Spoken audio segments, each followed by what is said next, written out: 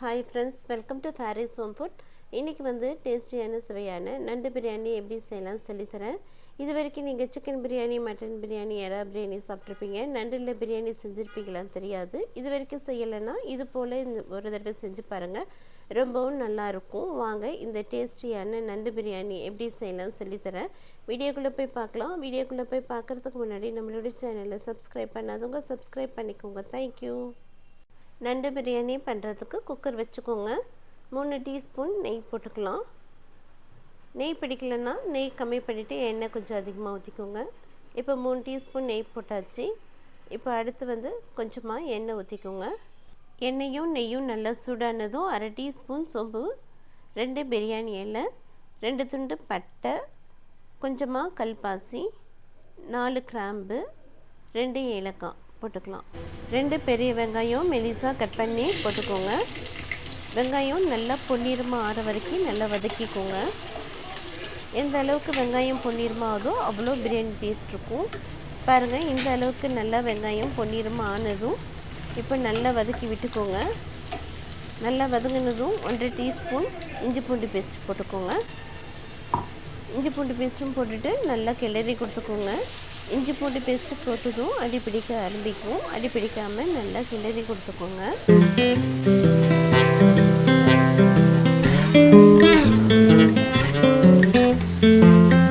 பச்சை மிளகாய் கீரி போட்டுக்கோங்க.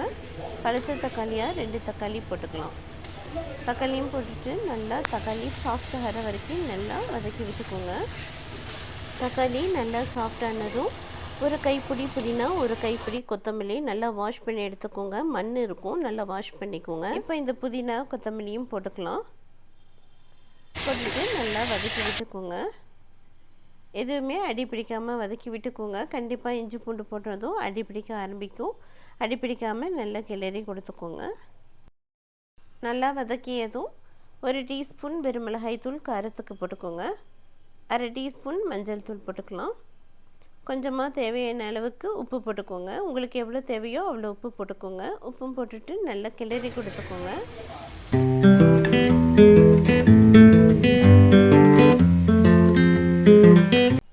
இப்போது 1/2 கப் தயிர், கட்டியான தயிராக ஊற்றிக்கோங்க.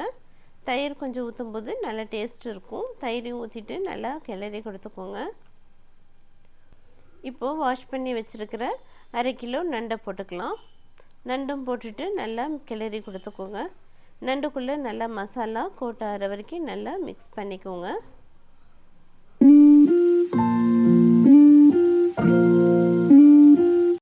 பிரியாணி பண்ணுறதுக்கு ஸ்டார்ட் பண்ணுறதுக்கு முன்னாடி 1 கப் அரிசியை நான் தண்ணியில் 20 நிமிஷம் ஊற வச்சுட்டேன். நீங்களும் ஊற வச்சு எடுத்துக்கோங்க. இந்த கப்பில் 1 கப் அரிசிக்கு 1/2 கப் தண்ணி ஊற்றிக்கோங்க. இப்போ தண்ணி ஊற்றிக்கலாம். 1/2 கப் தண்ணி ஊற்றிக்கோங்க. எந்த கிளாஸ்லேனாலும் சரி, எதில் நீங்கள் அளக்குறீங்களோ அரிசி, அதுலேயே நீங்கள் வந்து 1க்கு 1.5 ஊற்றிக்கோங்க. இப்போ நல்லா மிக்ஸ் பண்ணி விட்டுக்கோங்க. ரொம்ப பழைய அரிசியாக இருந்ததுன்னா கொஞ்சம் தண்ணி ஊற்றிக்கோங்க. புது அரிசியாக இருந்ததுன்னா 1க்கு 1.5 ஊற்றுனீங்கன்னா கரெக்டாக இருக்கும். இப்போ நல்லா மிக்ஸ் பண்ணி விட்டுக்கோங்க. இப்போ நம்ம ஊற வச்சுருக்கிற அரிசியை மெதுவாக போட்டுடலாம். போட்டுட்டு அரிசி உடையாமல் லைட்டாக கிளறி கொடுத்துக்கோங்க. உப்பு காரம் எல்லாமே நீங்கள் செக் பண்ணிக்கோங்க. உப்பு காரம் பத்தலைன்னா போட்டுக்கோங்க. இப்போ நான் போட்டிருக்க காரமே கரெக்டாக நல்லா காரசாரமாக இருக்கும். உப்பு மட்டும் உங்களுக்கு ஏற்ற மாதிரி போட்டுக்கோங்க.